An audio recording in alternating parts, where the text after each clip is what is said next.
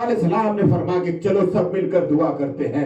سب شہر کے باہر جاتے ہیں, ایک چٹیل میدان میں جا کر کے جو ہے رب کی بارگاہ میں دعا کے لیے ہاتھ اٹھاتے ہیں اور دعا مانگتے, مولا بارش برسا دے, مولا لوگ پریشان ہیں, فصل ختم ہوتا جا رہا ہے, اے پروردگار عالم بارش برسا دے. میرے دوستو, جب دعا سے فارغ ہوتے ہیں بارش نہیں ہوتی ہے, حضرت موسیٰ علیہ السلام جو ہے مایوس ہو کر رب کی بارگاہ میں عرض کرتے, پروردگار عالم مولا کیا ہم سب کی دعا رد ہو جائے گی؟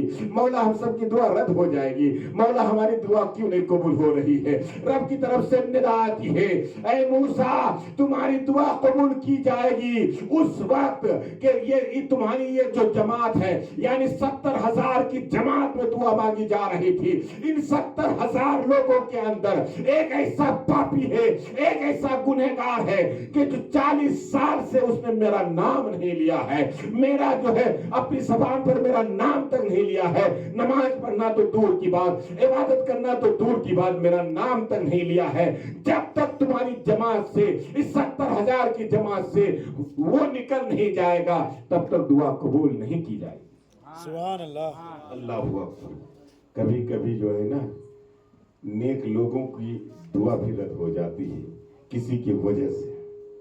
حضرت موسیٰ علیہ السلام سے رب نے فرمایا اس کو نکال, اس کو نکال جو 40 سال سے میرا نام نہیں لیا ہے, رب کا نام نہیں لیا ہے.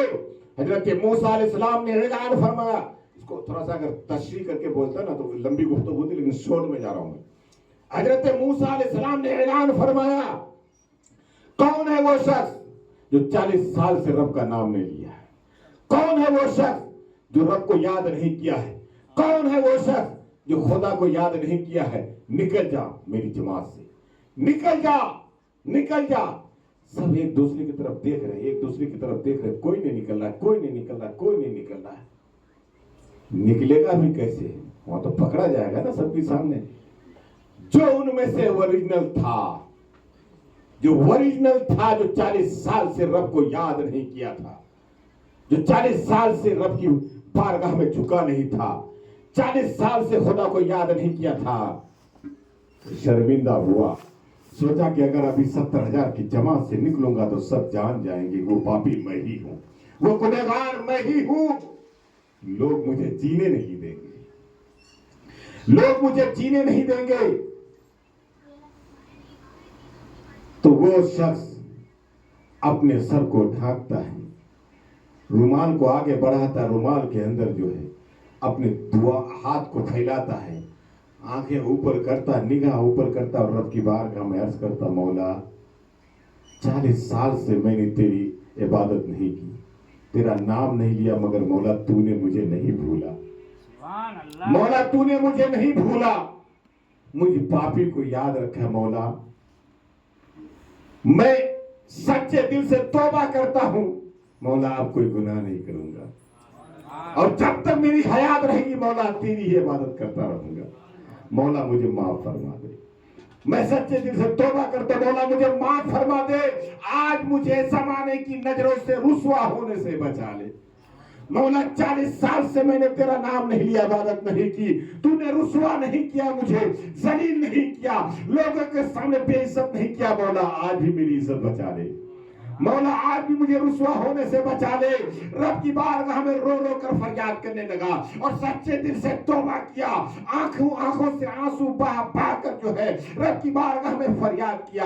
ابھی دعا مانگ ہی رہا تھا, توبہ کر ہی رہا تھا, رب کی بارگاہ میں فریاد کر ہی رہا تھا کہ بارش ہونے لگی.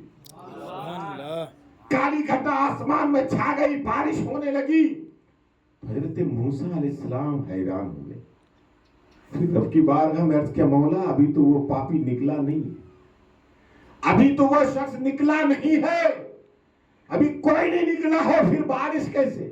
رب نے فرمایا, موسیٰ وہ جو شخص ہے نا اس نے سچے دل سے توبہ کر لیا, سچے دل سے توبہ کر لیا.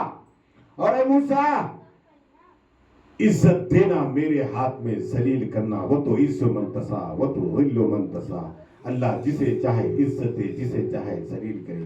اللہ رب العزت نے فرمائے موسیٰ اسی کی توبہ کے، اسی کے وجہ سے جو ہے یہ خشک سالی ہوئی تھی اور بارش نہیں ہو رہی تھی اور دعا قبول نہیں ہو رہی تھی، اب اسی کی توبہ کے صدقے بارش ہو گئی۔ سبحان اللہ، میں نے اس کے توبہ کو قبول کر لیا اور اسے رسوا ہونے سے، شرمندہ ہونے سے، لوگوں کے سامنے جو ہے رسوا ہونے سے میں نے اسے بچا لیا اور وہ اب سے توبہ کر لیا، رائے راست پر ہو گیا۔ تو میرے دوستو، جو گناہوں سے سچے دل سے توبہ کر لیتا ہے اللہ غفور و رحیم ہے، انشاءاللہ اللہ اس کے توبہ کو قبول فرماتا ہے اور اس کی گناہوں کو معاف فرماتا ہے۔ اس لیے عزیزان ملت اسلامیہ، ہمیں اور آپ کو چاہیے کہ ہم اور آپ اگر جو گناہ کرتے ہیں، کوئی دیکھے یا نہ دیکھے میرا خدا دیکھ رہا ہے، کوئی جانے یا نہ جانے میرا خدا جان رہا ہے۔ اگر جانے انجانے غلطی سے گناہ ہوئی ہے تو سچے دل سے توبہ کر لینا رب کی بارگاہ میں اور اس گناہ سے باز رہنا، انشاءاللہ پھر تمہاری